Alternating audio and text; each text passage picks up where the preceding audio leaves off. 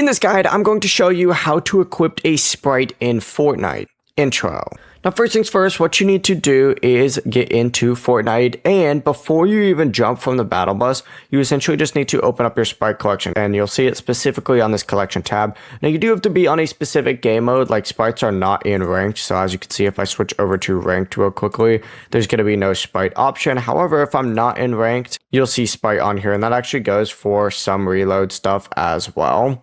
But essentially, open up your Sprite collection, find one of the Sprites that you've already successfully extracted, and just hit equip just like so. And once you equip it, you can just go ahead and go back, and that Sprite will then be equipped and ready to go. The process really is as simple as that. Now, once, of course, you confirm it, it'll be in your dedicated Sprite spot for that match. And, of course, you'll get whatever Sprite power it has. And if the Sprite isn't available to equip, you need to find and successfully extract that Sprite first before you can even summon it from your collection. So make sure, of course, you go ahead and do that first.